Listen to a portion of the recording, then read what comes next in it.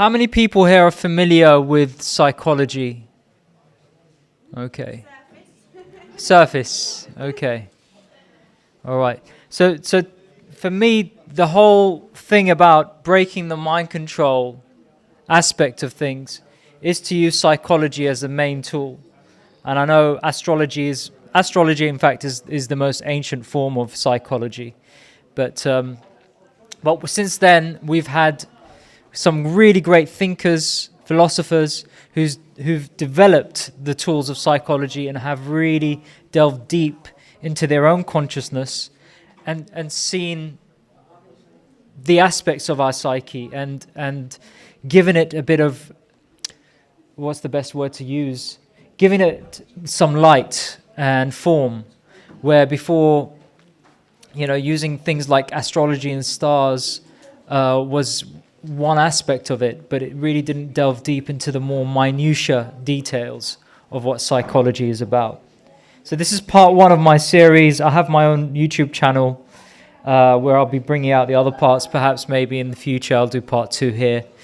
We'll see. I've got many things on the shelf. So the first thing to do is establish what trauma is. And the first type of trauma is the individual trauma. So we'll be talking about that first. So we have the ancestral trauma, the trauma from our ancestors who've gone through many upheavals, through wars, cataclysms, and we have also the birth trauma. Now, not a lot of people talk about the birth trauma. But there seems to be at some point, a disconnect from how women naturally gave birth. Now, it's all, the birth that we have in modern times is not natural at all. Going into a hospital with bright lights, gas and air, and epidurals, it's a really traumatic thing. And I like Otto Rank, who was a student of Freud, but also broke away from Freud's theories. And he came up with the idea that actually the development of somebody's individuality already happens in the womb. It already happens before the child is even born into the world. And his reasons, scientific reasons, and his explanations for it is, well, whatever, if the mother's body is feeding the child, then in turn her psyche is also feeding the child through the nervous system, and that's wiring the child into specific individuality. So that's one thing that he brought to the surface, and I really like that about his research. So that's why I've included birth as a trauma. There's a whole load of solutions, and there's a lot of great women out there that are already doing teaching women how to do natural births, how to set the setting for natural births. And some of these women have had orgasmic experiences giving birth to children, which is incredible. And you kind of hear these testimonies from them, and it really flips the whole narrative that we've been told about birth, giving birth. So the next one is parental trauma. Now, can't really blame the parents, because they had parents too, and their parents had parents, and so on and so on. So there is this, and it also links back to the ancestral. But our immediate parents, some of the times people have children. Couples have children without actually thinking it through for why they want kids, because it's expected. It's this type of, we all want to reproduce, but most of us don't really get to a point where we know ourselves enough before having children. And sometimes when we're unconscious of certain things, those traumas that we have unresolved gets passed on to the children, and with the way we raise our children, the way the children watch us and observe us, and the way we treat them. So you have that aspect too. The next one is societal trauma. So societal, well, it's pretty self-explanatory. We see what the masses are like. We have society of what was termed as the superego by Freud. The superego is the voice of society in your head, what's expected of those around you. That's what, when you hear the word superego, that's what superego is. It's the voice of the collective or the immediate society. And society in itself has a sort of, it's the madness of the crowd, so to speak. We've seen what it's like during the pandemic, and everybody lining up, and the shaming and the virtue signaling and the gaslighting. We've all been through it. So we have that as a form of trauma because, well, if you're not aware and you're kind of suddenly waking up to all the conspiratorial elements, you start to realize, hold on, my school teachers, my doctors, all of those people were all, propagating the trauma. So the next you have is the collective trauma. We've had, I'm sure some of you have researched into Tartaria and the mud floods. How many of you are familiar with Tartaria and the mud floods and resets? Yeah. So we have the resets, and resets has happened many, many times. There is a great researcher called Jason Breshears. He's uncovered a lot of interesting patterns in the resets. Apparently, according to his research, it happens every 138 years. Some of them are localized and some of them are worldwide, or in big areas. So we've had these resets, or cataclysms as well, as we call it. The next is wars. That's self-explanatory in itself. Slavery. I mean, we have slavery today. Even today, we're all in some shape or form enslaved because we all need something called money. And the only way to free yourself within that is to do your vocation, become a creator, rather than somebody who's not creating and part of a company or a system. And I don't mean to shame ever. I used to work for a company. Everybody, I'm sure most people here have worked for a company or other. And if you haven't, good for you, more power to you. But, slavery is part of a trauma that we've all been through. Finally, is genetic manipulation. Everything is manipulated in our genes through water, as you've seen from Jay's talk, the hybridized food, genetically modified food, the geoengineering or chemtrails. It's everywhere. There's this attack on the body, because when you affect the body, you affect the mind, you affect the soul. And that is the aim. They're coming from the outside, trying to affect the inside. And that is another form of trauma. So, how many people here are familiar with the shadow aspect of psychology? Right, Joy. Okay, so not many of you. Now, Carl Jung, I'm going to just read this quote. Everyone carries a shadow, and the less it is embodied in the individual's conscious life, the blacker and denser it is. If an inferiority is conscious, one always has a chance to correct it. But if it is repressed and isolated from consciousness, it never gets corrected and is liable to burst forth suddenly in a moment of unawareness. At all counts, it forms an unconscious snag, thwarting our most well-meant intentions. Now, how many times have people gone into an argument with their friends or their partner or maybe even somebody in the street who's triggered you and really got you angry? Those are all part of our shadow and our unconscious. Things that trigger you and get you to become emotionally wild, so to speak, is a signal to what you haven't integrated in yourself. And I'll be going through that. But Carl Jung termed and coined the term the shadow.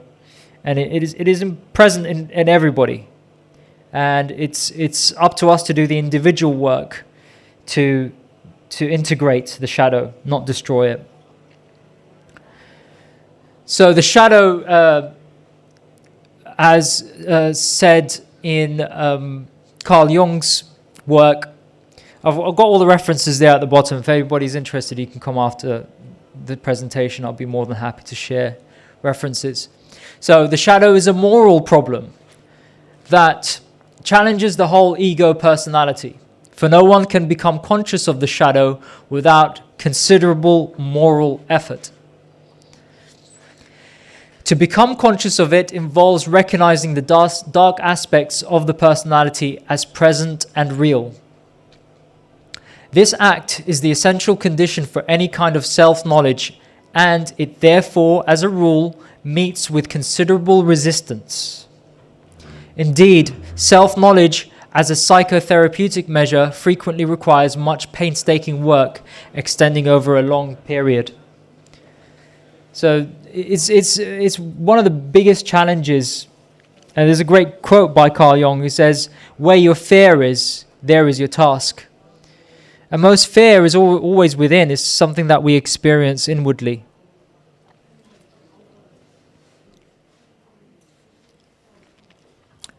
Another quote here.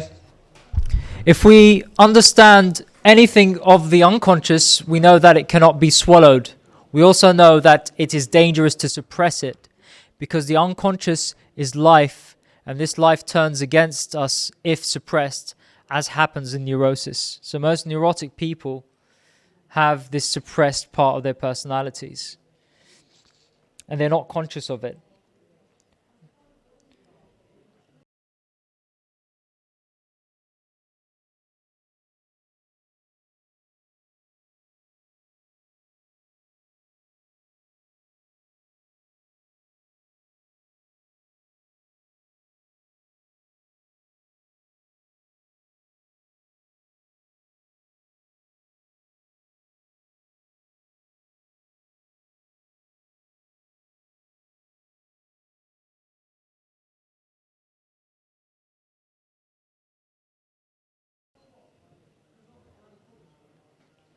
So I'm going to skip that quote because there's too many quotes here. So what is the shadow? The shadow is the repressed or dark part of one's personality. The part rejected by family, by community, by society, which is the superego I mentioned earlier, and the destructive side of the personality. On the flip side, your shadow is also the positive aspects and the creative side of your personality. And that is what is shut down by your educators, by your parents, out of fear, out of envy, ignorance, and projected self-hatred. So if you have a certain talent, sometimes your parents, if they haven't done the work on themselves, they'll repress those talents in you, and won't let you express that.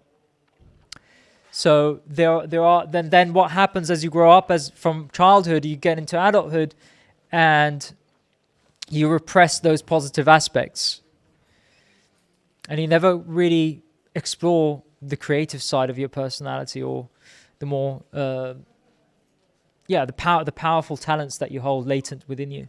That's why we always see these films in Hollywood. People love all these heroic films and the underdog. Why? Because it's a reflection of themselves. They use that formula because they know that that is part of how much is repressed in society already. And that's why Rome always brought the Colosseum, and the modern day today is sports and the cinema, in the theater, of course, but mostly the cinema and sports is used as a form of distraction from, I'm not saying that cinema doesn't have great things to offer. I think, there's also beautiful art in cinema. There's beautiful things about sports, but in a way, it can also act as a distraction when you get into a collectivized cult with it. So I've got to be specific with saying that, otherwise people get the wrong idea. So, the shadow is the obligation to abide by social norms and expectations. which causes us to repress or oppress, because repression is oppression. You're oppressing yourself, ultimately, which is oppressing our innate abilities, impulses, and talents. If one cultivated and developed these, he or she has the potential to be a more effective being in the world. Imagine if we all did this. Many get confused with the term shadow and shadow work. So this is what I wanted to clarify, because I've been through many kind of events and festivals, and I hear this shadow work, and when I ask them to explain it to me, they bring about this sort of new age movement terminology to shadow work, which isn't exactly, in fact, they just have no idea. They're just talking about just the dark aspects. And then when I say to them, do you know there's positive aspects to it too? And they think, what are you talking about? No, it's just the negative stuff. And I just don't address and they don't address the negative. In fact, they just leave it out. They deny it instead of looking at it and integrating it. So it is someone who actively integrates the bad characteristics of themselves because of its name or label, and about the realization of evil. This is the wrong idea, right? It's based on opposites, and the only way in trying to become well-rounded is to not ignore anything, but accept all the parts of yourself. And that they're real and it's possible. And it's got nothing to do with becoming spiteful or malevolent.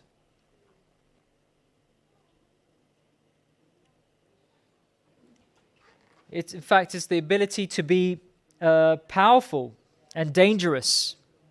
So what do I mean by dangerous? One is dangerous when they're doing creative things or when they are becoming a creator in their life.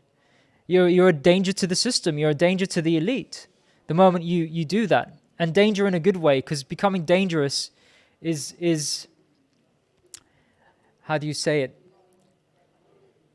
There is a positive aspect to becoming dangerous, because people who are part of the system, when you arm yourself with self-knowledge, with gnosis of know thyself, right? Who can challenge you and try and make you look into a liar or a negative person? They can't, because you'll have the tools in you and the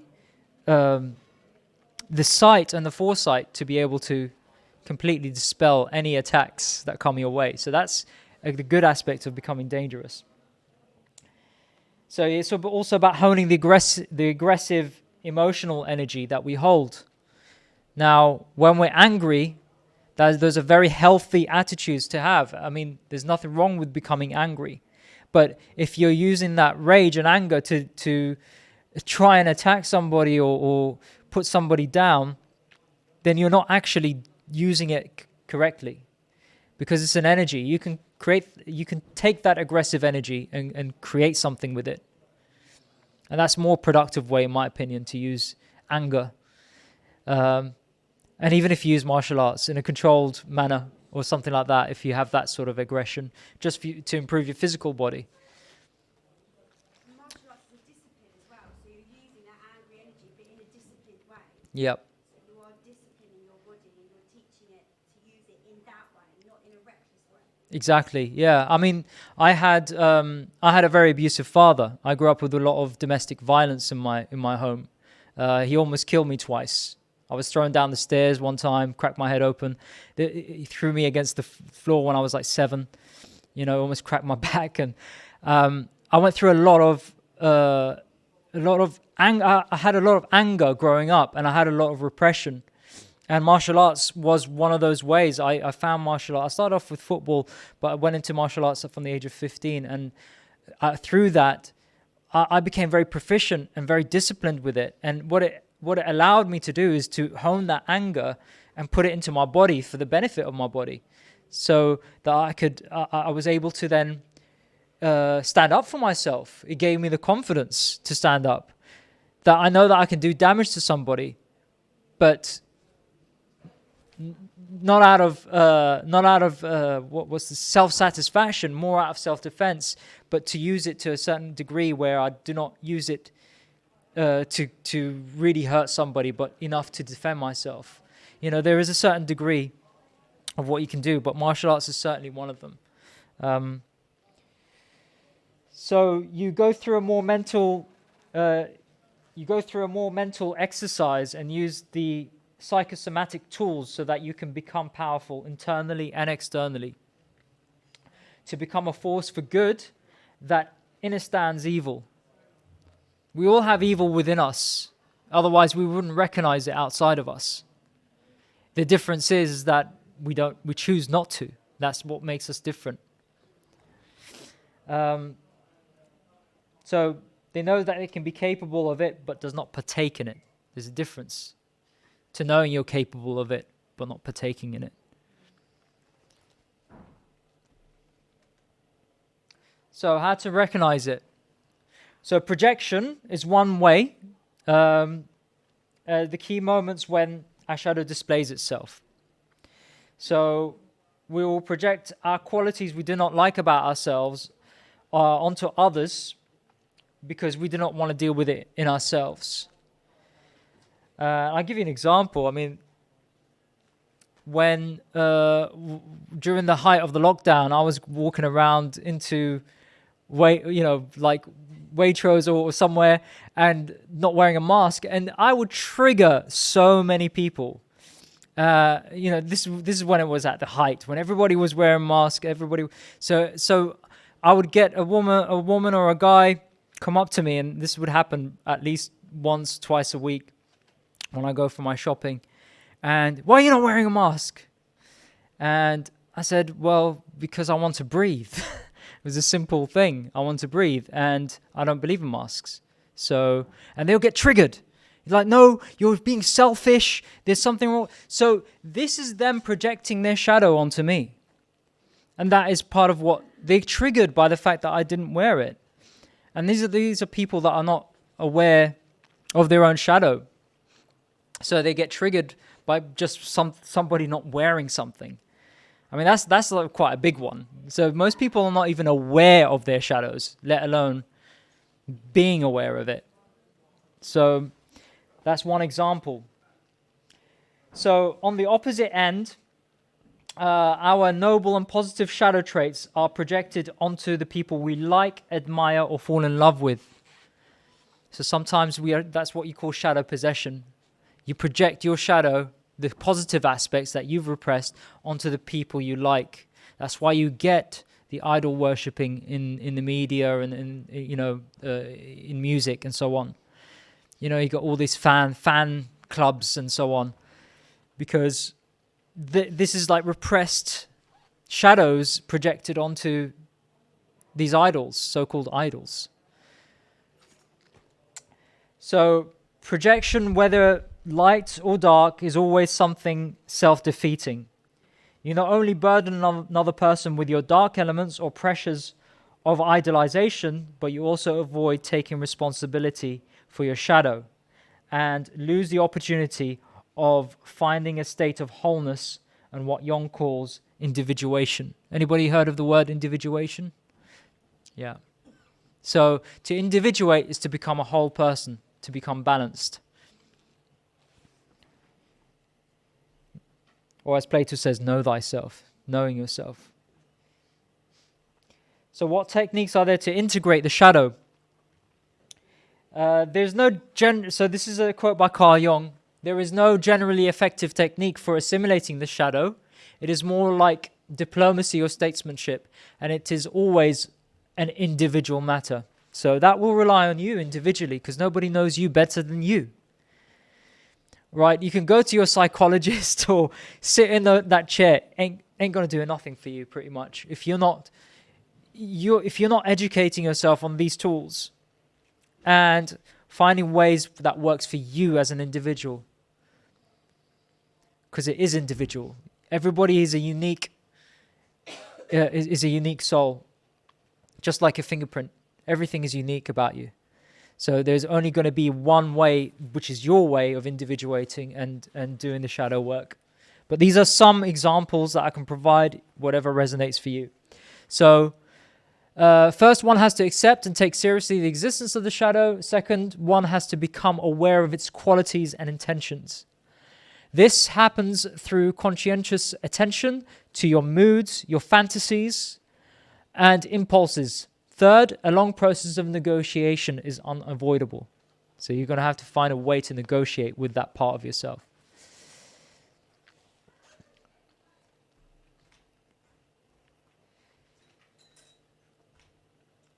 So to become aware of your shadow, you need to integrate it into your consciousness. That's the first thing. How many of you observe your thoughts on a day-to-day basis while you're cooking or while you're... Okay, so there are some of you. Become more observant. Become the observer of your thoughts rather than actually becoming the thought itself. Because you're not...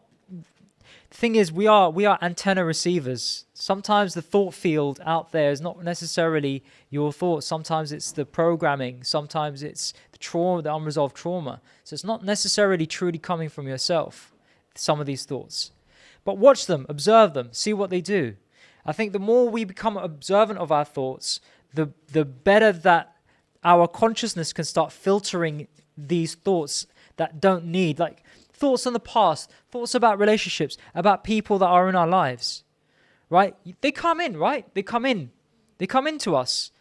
It's something that a relationship that ended a while back, something comes in about that person. A repetition, exactly. Why is it there? And part of that is because there's certain aspects of your shadow that you need to integrate about that experience of that relationship you had with so-and-so. So the more you're able to integrate, the more you're able to let go of that past and move forward. And that no longer possesses you. That's what shadow possession is. So, pay attention to what makes you angry or aggressive. As I said earlier, for example, when someone's behaving arrogantly and you become very angry, chances are that you are arrogant too. Because if you already know and recognize that aspect in yourself, that won't anger you. You just see it for what it is. You see it that's their problem, not yours. And they're just projecting it onto you. If you're reactive, then you're falling into the trap of your shadow. So if you repress it into your unconscious and you project it onto others, so you have to be brutally honest with yourself in order to find out what your shadow is. And this takes a lot of courage and a lot of self-honesty as well. Most people find this task or this subject matter very daunting. But I think it's really important to address it because we're not educated about this in schools. And even if you go into universities, they don't go into the depth. You have now Jungians, and there's a certain movement of Jungians, and the Jungians are failing society as well today. And again, it's individual because it's you. You know yourself better. You can go and sit on a chair or a bed in the psychiatrist's office. But what happens? You're telling them about yourself, so you're already in charge. So you're already the filter. How honest are you being to the psychoanalyst or psychologist? So that psychology in terms of its treatment and therapy has its limits if you're not already doing the work yourself. Does that make sense? Yeah? Okay. You're talking about fingerprints. Yes. It proves that there is an intelligence before we get here. Yes. And our life is mapped before us already. It's just that we're meant to go through it, sign the contract, and here we are. Well, it depends what you mean by contract. You made an agreement to be here, although you knew what you was coming into, but your memory's been wiped, you're here. You understand? Yeah, I get where you're coming from. Reincarnation. I've seen a lot of evidence about reincarnation as well from accounts of children who wake up to, who are born quite young, around the age of 7. When they start talking, they find the murderer of so and so that was never resolved, and these are kind of unexplained cases, and these happen independently in different countries. And when you read about these accounts, you start to think, okay, well. Yeah. That's in itself. That's a whole talk in itself, and I mean, it's eternal. This intelligence, you know, it's eternal. And what you call God or your soul or the oversoul is that entire source. There's so many labels for it. Exactly.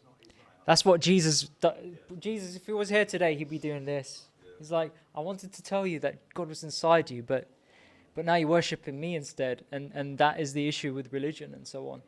So yeah, God is within, but not in an arrogant way, not in a sort of you're mightier than, better than others kind of way, now that you're God. It's more recognizing that God is within.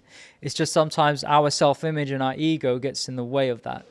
And you know, it's love. It's unconditional love. Oh yeah, we are eternal beings. We are eternal beings. It's just that there will only be you this one time. But you probably reincarnated into different personalities. You've had, but what is the point of it? And part of it is you are actually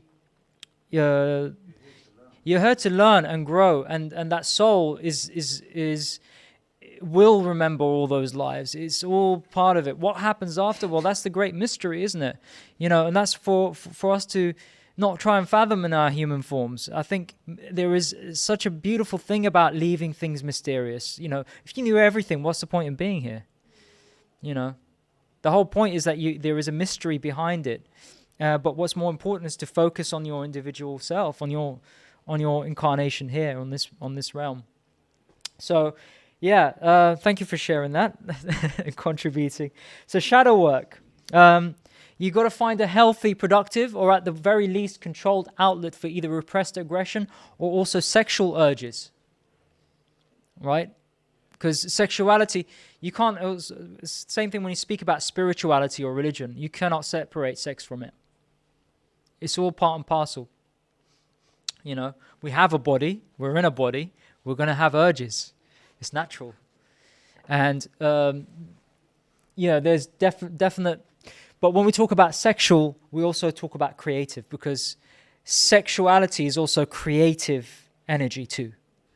So it's about how you harness that energy and find it in a healthy way. So you have the creative things like writing, drawing, painting, music. These are just some examples of doing shadow work. Martial arts, dance, expressive movement, singing. These are all parts of doing shadow work, you know, of expressing yourself creatively.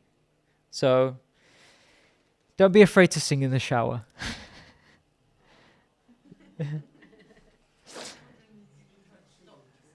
Yes. Yeah. You got kids as well. Trigger them. Trigger their shadows. Monkeys don't have to be, you know, pitch perfect. Everybody can sing. Yeah. Have a voice so we can all sing.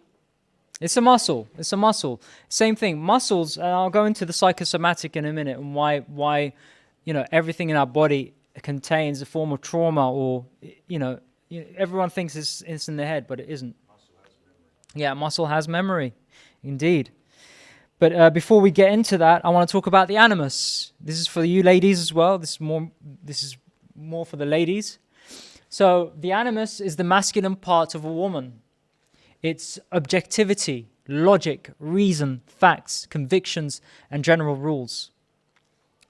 The animus forms like the anima within men. We'll talk about the anima a bit later for the gentlemen in here. The animus forms the bridge to the unconscious, since the animus is partly nested in the conscious, in our consciousness, and partly in the unconscious. So it acts as a bridge between the things that you're not aware of and what you are aware of. Your masculinity and femininity should be in harmony. Yeah, the whole yin and yang aspect. You need both of them. Once this is in harmony, once this harmony is established, the animus will help the woman to integrate her shadow. So the animus is your best friend. The masculine part of you is your best friend, because you're already a woman, you're already feminine. It's the masculine aspect. And when I talk about masculinity and femininity, I'm not talking about gender. I'm talking about typology. It's a form of energy. It's a type of energy, an energetic intelligence. So that's what your animus is. It's the masculine part, which is order, which is sun, light.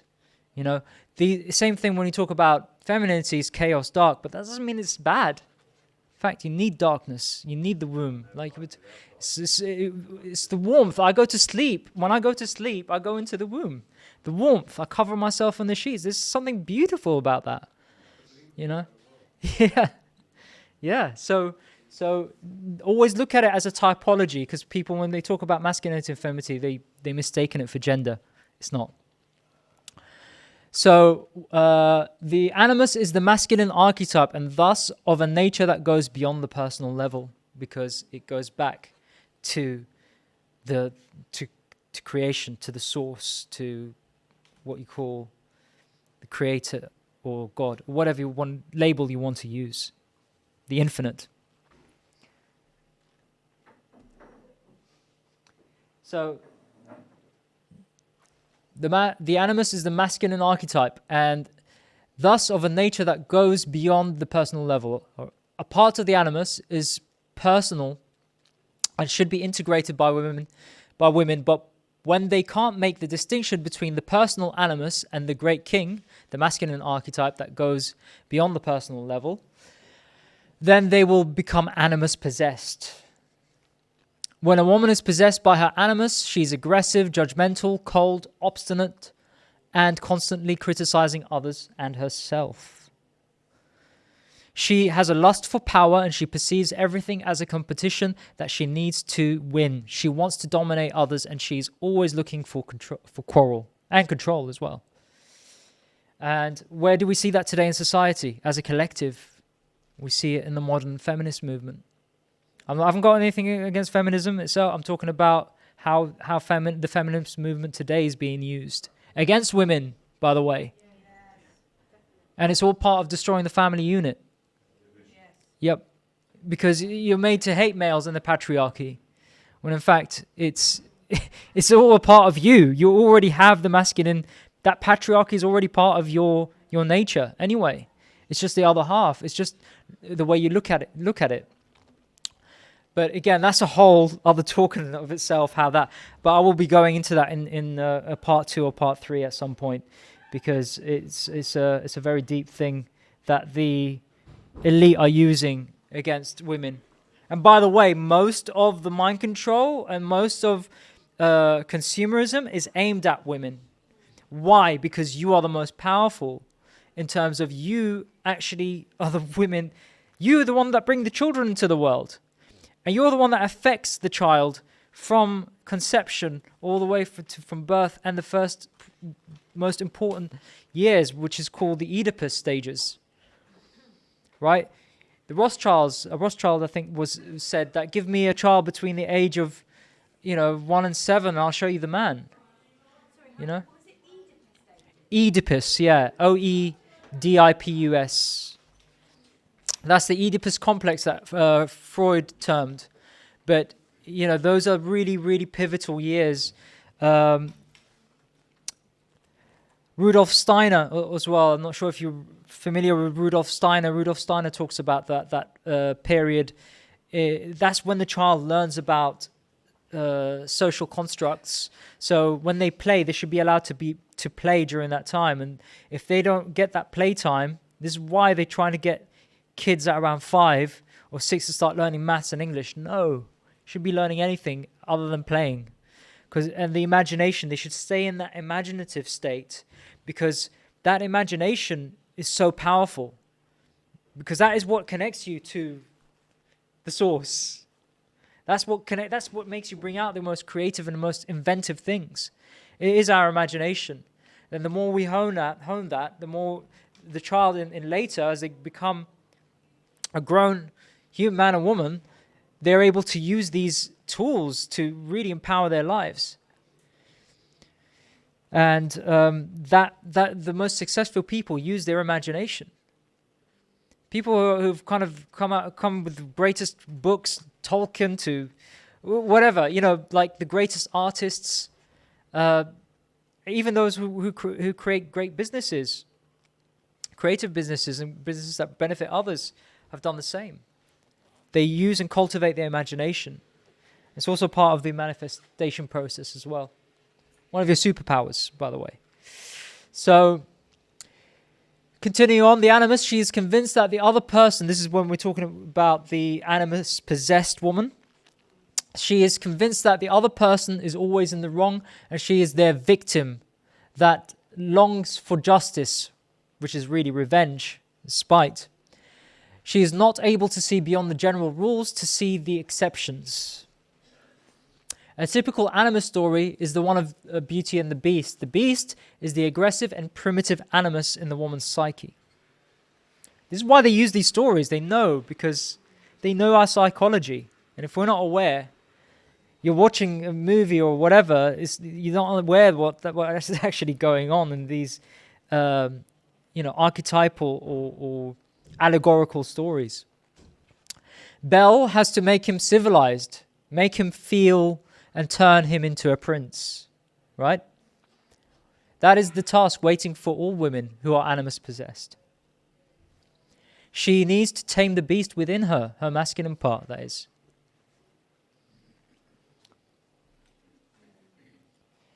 The development of the animus will go through 4 stages. The first is the physically strong man, like Tarzan or Hercules. After the first part, so this will appear in your dreams as well. So if you see these archetypes, you may see them in your dreams. If you see these sort of figures. After the first part of development, he goes to this second phase in which he becomes someone who can initiate action, like a friend. In the third phase, he becomes the animus, he becomes the word depicted as a professor or clergyman. And finally, in the last phase, the animus transforms to meaning. It is the mediator of spiritual experience that gives the woman inner spiritual firmness as compensation for her outer softness. It will give her new ideas and release her creativity. So these aspects of our psyche are really important to integrate for you ladies. And now I'll go on to the animal. Does that make sense? Is that making sense for you? Yeah? Okay. So the anima for you men. So the anima is the feminine part of our psyche. It's vague feelings and moods, it's prophetic hunches, it's irrationality, love and feelings for nature. The anima forms, like the animus, the bridge between your conscious and your unconscious. Same thing. It's just the opposite in men. So your masculinity and your femininity should be in harmony as well, as it was for the animus in women. You need to both of them. So once this harmony is established, the anima will help the man to integrate his shadow as well. Same thing. It's just the union of opposites. The anima expresses itself in dreams as a woman. When the dreamer has a positive relationship with his mother, the anima is likely to be positive as well. So see if I don't know how many of you remember your dreams here. Does anyone remember their dreams? Yeah. Yeah. Have a diary. I really recommend a dream diary. I really, really recommend it, because if you want to investigate your psyche, that is the best way to investigate, using the dream world, because the dreams that we have are pivotal. And if you're not dreaming, there is certain foods, or you need to decalcify that optic thalamus and that pineal gland, because the clearer, the less calcified it is, the more clearer your dreams will be, and the more you'll remember them. So anything to record it, yeah. Dictaphone. Yeah.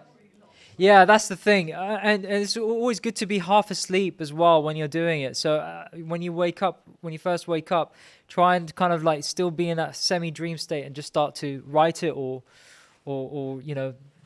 whatever you can get. It doesn't, whatever you can remember, even if it's like a sentence, that will actually help you. So, moving on. So yeah, the anima will be the good, wise woman that helps the dreamer in his ordeal. So when the dreamer has a negative relationship with his mother or with the anima, with your own mother. This is something if you've had a negative relationship with your own mum, you men out there, the anima will be negative as well. She will appear as negative. She's the voice that will endlessly repeat, I am worthless, I can't do nothing, nothing makes sense. So if that voice in you, that's part of the repressed anima, or the unhealthy anima in males. That's why male depression is really high, in the Western world especially. It's huge because people are not aware, especially the guys, not aware of this aspect of themselves. The anima is the feminine archetype and thus of a nature that goes beyond the personal level, same as the animus. A part of the anima is personal and should be integrated by men, but when they can't make the distinction between the personal anima and the great mother, then they will become anima possessed. So we're going to the anima possessed men. Sorry, who's the great mother? The great mother archetype. Mother Gaia, Earth, all these goddesses, these are all aspects of the anima within psyche, within man. So just religion is created through this inner spiritual experience with the anima. That's why you get the god, the goddess and the god. You always get the dual, right? So that's what it is. Yeah, but negative is not necessarily negative as we think it is. Yeah. So it's just duality again. We come back to duality. So where was I? So men that are anima possessed are often very spoiled by their mothers. So mums, watch out. Don't spoil your kids too much. Which makes them effeminate, jealous, mean, sensitive, vain, irritable, sentimental, and unable to cope with the hardships of life. And this is the thing about spoiling children. They need a bit of toughness. They need a bit of allowing them to face a bit of danger. If you're trying to make everything sort of, keep them safe. I don't know about you, but when I grew up in Norway, a place called Svarstad, and it was in the countryside. And because it was safe there, I was allowed to go and play out when I was 5, 6, 7, on my own with the other kids. Parents weren't there.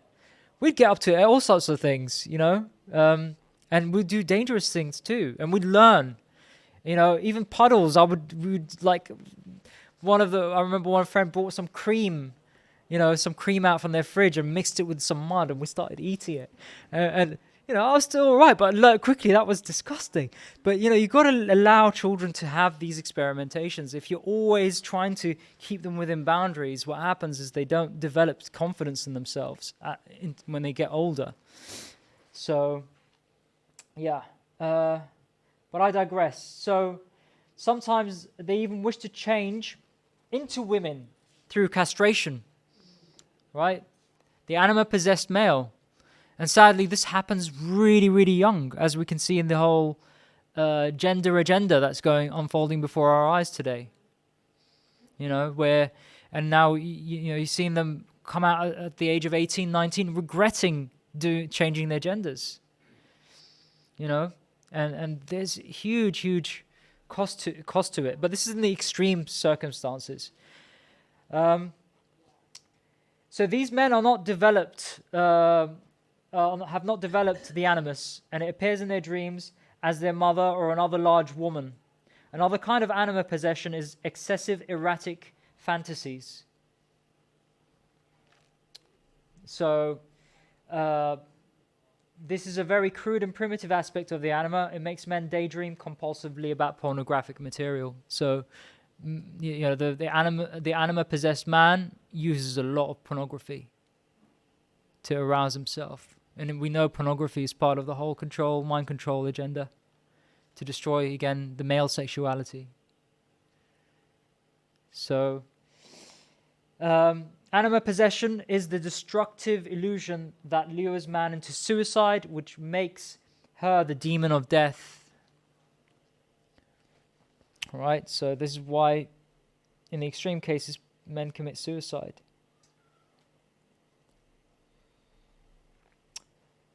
The anima is also, in the positive side, the inspiration, a symbol. The anima is also often depicted as a redhead. I get blonde a lot as well in my dreams, but it depends. She appears as a beautiful woman, in your dream. So always watch out and watch out with how you're relating to her in the dream, what kind of relationship you're having. So you get fairies, witches, women that are half animal as well, like mermaids, and swan princes for the women out there. The swan princes. I'm not sure if that's. Maybe you missed an S off. I think swan princess. That was it. Yeah, I missed it. The anima also can appear as an animal, a predator like a snake or a lioness. This is the primitive feminine nature in the dreams. So men are sometimes inclined to project their anima upon a woman. They call it love at first sight, right? In which they see their own anima in another woman. It's almost instant. But that's the whole illusion. That's what we get through the Hollywood films, love at first sight. Because it is anima possession. Love grows over time. It's not something that's instant. Love is earned. That's different. That's completely different. That is completely different. A baby boy that is unconditional. That's already it's already set as nature intended. So, but the mother also has a responsibility to not use the child as a form of emotional crutch, if that makes sense, over time. I'm not talking about in the beginning stages, because that is the most beautiful time between mother and child. And that is unconditional. I mean, you can't. I don't think there's any words for that feeling, right? Best feeling in the world. Yeah. Being a mum is the best thing ever. Yep. It's the most powerful thing you can do as a woman. Yeah. It's the most powerful thing you can do as a woman. But this. I'm hoping this presentation will help arm you with some knowledge that you can take away. And because for me, I'm all about empowering people with knowledge. And this is stuff that I've gone through for years, 5-6 years of reading so many books, listening to so many different presentations. Michael Tsarian's done a lot of work. I don't know if any of you have heard of Michael Tsarian. He's done some great work because he's aware of the conspiratorial aspects as well. And he's gone deep into it. But again, you've got to also do this work yourself. You can't just rely on a speaker to give you all the information. You have to do your own work and find out.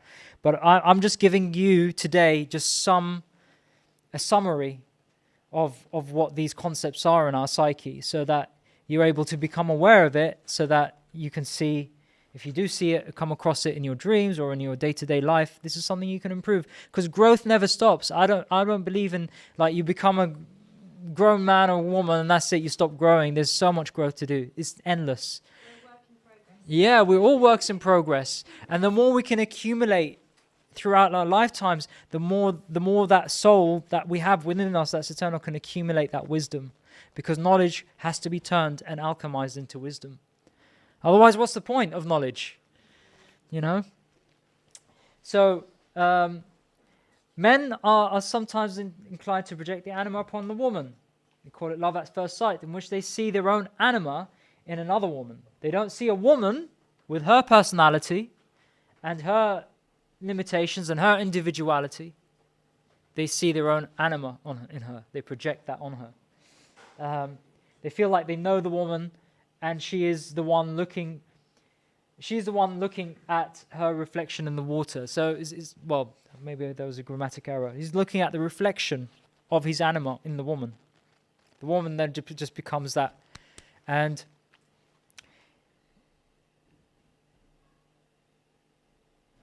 almost at the end here. So then they become obsessed with her, but all that they see in their own is their own anima. That is why the anima is often depicted with a mirror, looking at her reflection in the water. She's a part that was missing in the male, the feminine part, the emotional and compassionate part of us. So that is that's the part of us that we have to connect with as males.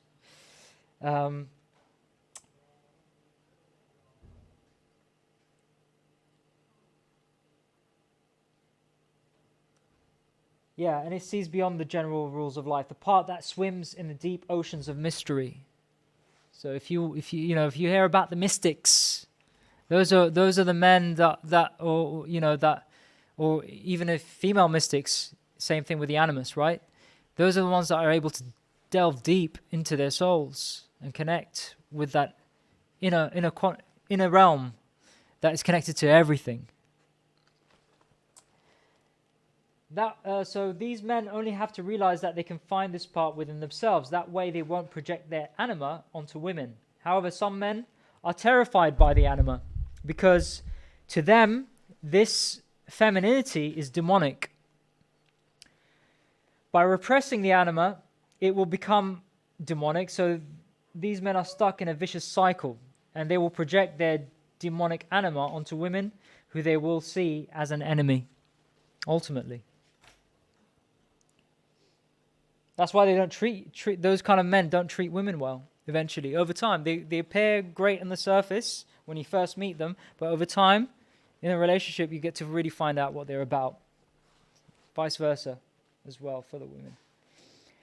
So the first step is to establish harmony with the anima. Is for man to take his fantasies and feelings seriously. He has to start realizing that there is more than his conscience and reason. This way, a man can discover what his anima means as an inner reality. But the anima is a very delicate and vulnerable phenomenon. If you are too harsh on her, she will disappear into the depths of the unconscious again. So the mermaid who quickly disappears into the sea. We've seen these in the stories. So the development of the anima will go through 4 stages. The first, it is an Eve-like figure. You'll see her as an Eve-like figure, which represents pure instinctual and biological relation. In the second phase, the relation to the anima is more romantic and aesthetic, but still characterized by sexual elements. So if she's seducing you, you still got a bit of work to do. This is in your dreams, by the way. In the third phase, the anima is like the Virgin Mary. She raises love to spiritual devotion. In the final phase, the anima is pure and sacred wisdom.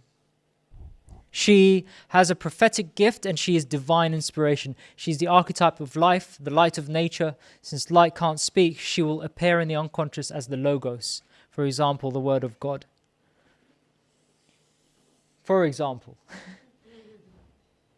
Don't want to get into institutionalized religion. So, coming up to the last aspect of this presentation, a brief overview of the psychosomatic. So the definition in the dictionary is of or relating to the physical symptoms that are thought to generate from mental or emotional causes. Relating to or concerned with the influence of the mind on the body and the body on the mind, especially with respect to disease. So, 2 words, psyche and soma. Psyche from the Greek word psyche, the soul, mind, spirit, life. So actually essentially means your soul. Your psyche is your soul. So when we think about psyche, we're not thinking about the brain. It's an intelligence in your soul. That's your consciousness. And that's where people go wrong with the whole psychology thing. They think it's something to do with the brain. Brain's just a tool. Yeah, exactly. Links to the cloud. Yeah. So it's the animating principle, the entity which occupies and directs the physical body. Soma, from Greek somatikos, of the body, from soma, which is the body.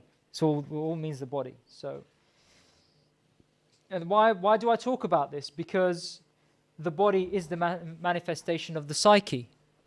The health of your body, how you are. I'm not talking about born with defects and things like that, but essentially, the way you're treating your body, like obesity or anorexia, for example, these are forms of what Wilhelm Reich calls armoring. It armors you from from yourself, you're using it as a crutch to distract yourself from doing the real work on yourself. That's why people overeat, because they don't want to feel. They want to stuff themselves. Same thing with bulimics and anorexics. They starve themselves to a certain degree where it's unhealthy. You know, not to say fasting is great for you, but I'm talking about people who have this sort of dysfunctional relationship with their own bodies. Yeah, it all comes from the mind. Well, and the body too. The body is the mind. The mind is the body. So, and well, that's a whole other talk in and of itself. But yes, when you yeah. This is when you come out of your self-projected image of yourself. Yes, yeah. That awareness is more than what you are. Yeah, yeah. So when we're talking about the psychosomatic, we have to talk about Wilhelm Reich. Not very popular in the mainstream. This man, in fact, was put into prison after all his research papers and his lab was taken down by the FBI. And he died in prison, mysteriously, just a bit like Dr. Sebi as well. They always seem to kill these people that always contribute to our development and try to give us something that's useful and empower us. So, Wilhelm Reich was an Austrian doctor of medicine and a psychoanalyst, a member of the second generation of analysts after Sigmund Freud. Again, another student, another one where the whole modern psychology movement started. And again, he's somebody that also deviated from Freud. He was the inventor of organ technology. Is anybody here familiar with Wilhelm Reich? Or Reich? Yeah, only one of you. Okay. So really, really important guy. Yeah, I mean, this all came from him. He's the one that bought the cloud busting technology, how to create organs, anti-EMF, sorry? Yes, that's the whole point. Yeah. I mean, not only is the technology he used, but also the therapeutics he was using psychosomatic therapies to cure people from trauma. So, he was the only student of Freud who saw that the libido, or sexual biological energy, was closely related between the body and the health of the psyche. He's the only one that kind of saw merit to Freud's, thing about the libido, where the others didn't really agree. Carl Jung didn't agree. Otto Rank didn't agree. But he was the only one that saw some merit to it. Freud didn't get it completely right. He got a kind of warped version of it. Yeah. So, just some quotes again from him, just to familiarize yourself with this man's thinking. So he says, the immediate cause of many devastating diseases can be traced to the fact that man is the sole species which does not fulfill the natural law of sexuality.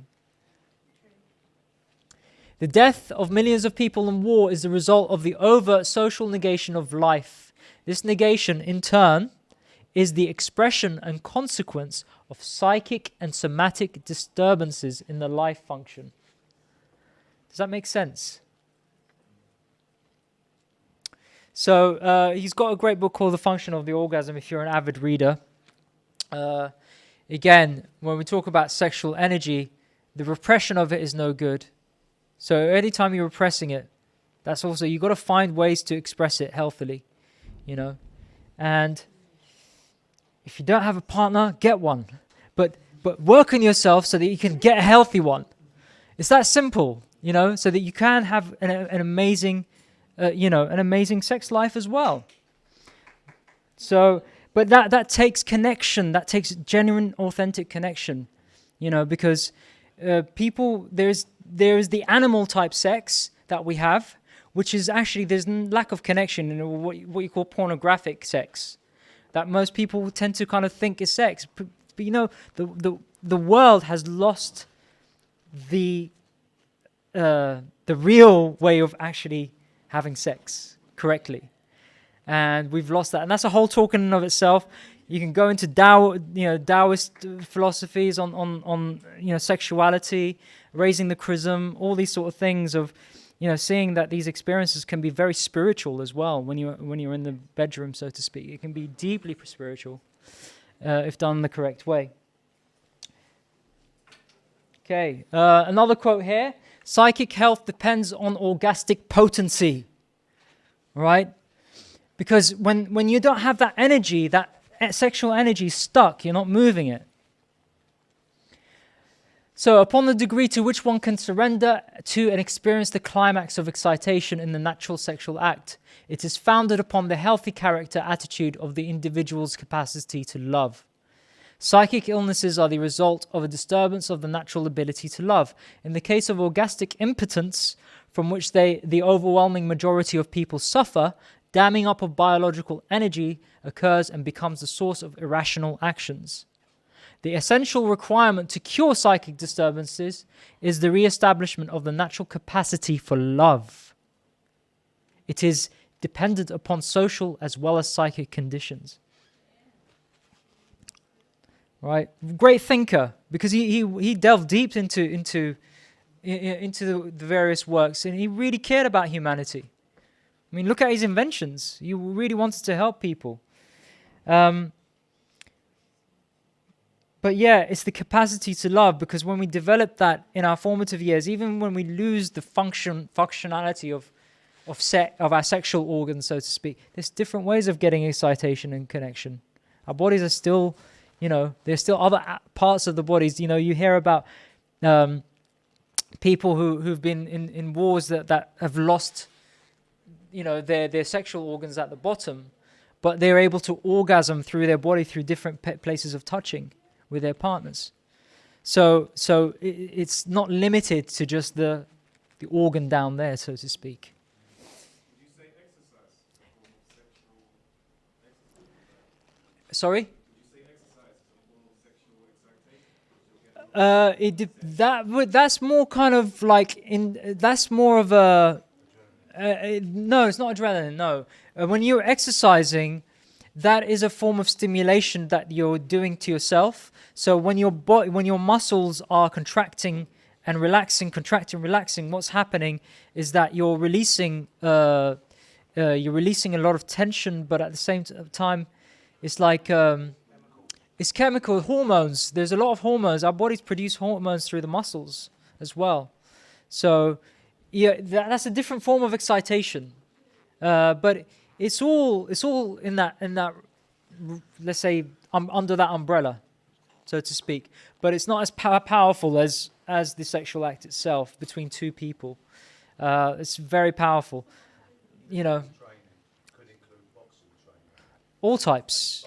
Yeah. Releases adrenaline. That's the point. Yeah. That gives them a rush and a rapport, and it becomes addictive, and they can take hits and much. The normal person who hasn't done any boxing training can't take a hit. You know what I mean? Without Yeah. But there is a sort of limit to that. I've done martial arts for many years. I've been in a lot of sparring competitions. There is a state of flow you get into when you spar. But there can be an unhealthy relationship to becoming an adrenaline junkie as well. Yeah. So you've got to be careful with that as well. So, yep, moderation is key. So Reich postulated that the existence of some kind of vital energy, which he called orgon energy, which is a combination of the words orgasm and organism. In his opinion, people had problems because they didn't let their energy flow freely. He rejected the classical psychoanalytic method of free association, and instead he proposed a new therapy that sought to unblock individuals through muscle stimuli. Again, the power of touch. I mean, they've even been studies done about mothers who didn't give touch to their children a lot, who are not affectionate, and how they grew up to be very cold and very stern and stiff, and lots of health problems as well in these children that grew up, where the ones that received a lot of love and touch and affection became much more healthier in society in general and in themselves. So Can I just say something? Yep. It was about how we've spoken about trauma starts within the womb as well. Yeah, I did say that in the beginning of the presentation. Yeah, I mentioned Otto Rank's work. Very interesting. Yeah, yeah, yeah, My own personal Y- struggles. yeah, yeah. It starts. It starts in the womb, like I mentioned at the beginning of the presentation. Yeah, yep, yep. But also to a certain degree, also the father as well, because the father's producing the sperm. So if the father, where he is psychically, that quality of that sperm is also affecting. Again, it is both, but the woman has the most majority of the say on the outcome of the child, because that's the power. And there is a book called Isonomy, the master keys of Masonic secrets. And I read this book. It was written by a Freemason. You can't find it easily, this book. And they talk about, essentially, that the key to controlling society are women, ultimately. Isonomy. Yeah, the Freemasonic master keys. I'll see if I can find a copy for you, because I only found it in PDF form. Isonomy. But again, when you read these books, be discernful. It's Isonomy. If you want, just give me your email address, and I'll happily email you the PDF at the end of this presentation. Just come up and I'll take your email address. Okay. So yeah, he used muscle stimuli. It stemmed from the idea that repression was stored in the muscles, and it had to be unburied from there as well. So again, our bodies are the intelligence is not just in the brain. Memory is stored in the body too. I do these massages to release. I do these certain massages, very painful. It can be very uncomfortable, but it helps release. I know, Jay, you've experienced some of my special massages. There are ways you can do and learn these techniques where you're able to release, even on yourself, tension, especially in our arms, under here, the armpit. Massive. One of the most neglected parts, where you're able to use your thumb and cupping it here and really getting in. It's really uncomfortable. It's better to get somebody to do it for you, because there's a lot of stuff stored here as well. A lot of stress tends to get stored in the armpits area. Yeah. Yep. Acupuncture, Chinese acupuncture, same thing. Like, you want to get rid of a headache, you put pressure here, right between the thumb and the index. And you feel it. It's quite an uncomfortable feeling. But if you have headaches, you can just address it with that. Most of the time, it's lack of hydrogen, but hydration. But yeah, moving on. So Wilhelm Reich became famous due to his character analysis and muscular therapy. At first, people genuinely believed his theories. He pointed out that the working classes were sexually repressed, which is why they were so submissive. Why? Well, why is pornography? Who's it targeted at? It's targeted at the masses. It's not targeted at the elite, And anyone that especially with the ultra rich, they educate their children to not go there. They already know about this stuff, right? So, yeah, so he ended up being expelled from psychoanalytic circles because he had these views, as well as from Marxist environment. He was a bit of a commie, but he left that ideology as well as he got older, those who's familiar with his work. And this was because he was too radical and rigid, which made his followers start rejecting his theories. So the basic principle of this treatment is the establishment of the orderly flow and metabolism of energy in the body. In this type of treatment, the clinician or individual tries to establish the flow of energy in a way that is natural and physiologically ordained from the ocular segment toward the pelvis. So in martial arts, or in when you do Qigong, for example, all the energy gets circled around the dantian area, which is more or less the bottom on the base of your spine, or your root chakra, the navel chakra.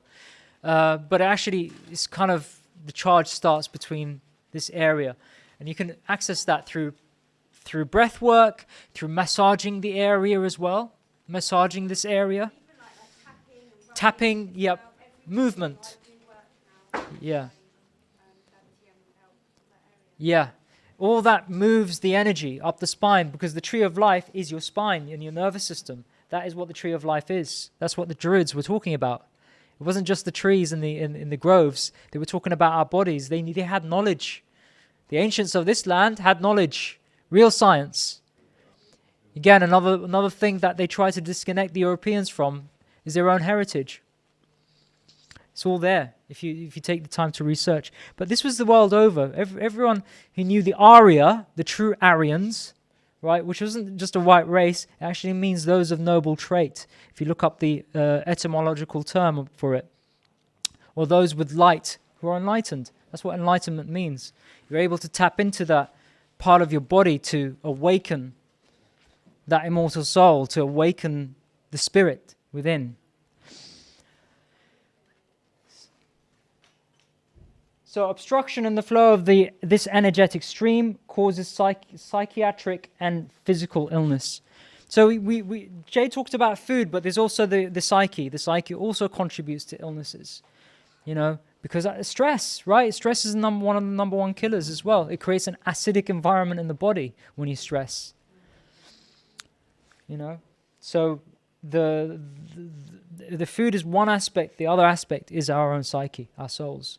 What we feed our mind. Yeah, what we feed our mind. Yeah, exactly. That's another form of feeding. Absolutely.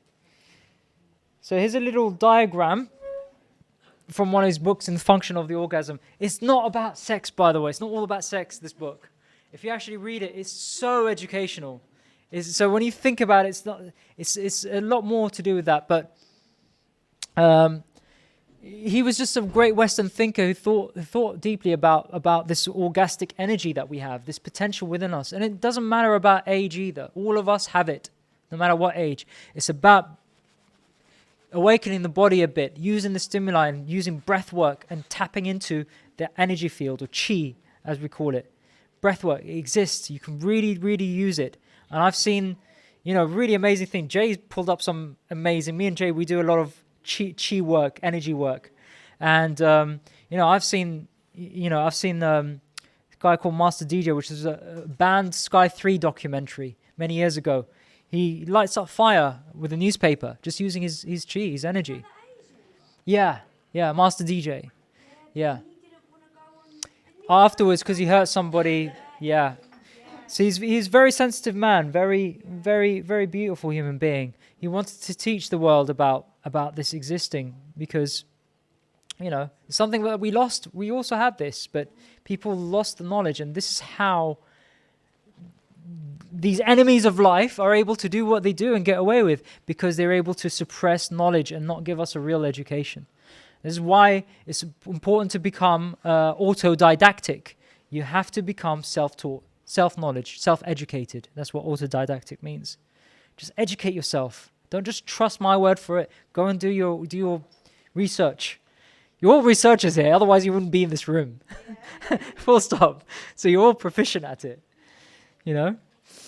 So yeah, soma and the psyche. Again, we get the duality. The body and the soul, matter and spirit, comes from the single source of biological energy. That source is what we call the infinite awareness, the God within, whatever you want to call it. Right? It's there. The soul in power, is the power, and we've got to tap into this energy in order to have a more enriching life and more presence as well. How present are we from day to day with ourselves and with others? Because there's attacks everywhere. One of the biggest ones is radiation. Nobody talks about, I think people who are aware of 5G and that know that radiation affects the body hugely, massively. So again, becoming aware of energy is really important. So I'll finish off with this quote. This is his version of God. I wouldn't say it's my personal one, but still to share it with you. He says, "I know what you call God really exists, but not in the form you think. God is primal cosmic energy, the love in your body. your integrity, and your perception of the nature in you and outside of you. All that was, is, and shall forever be. Yep. So with that, I finish my presentation. Thank you very much.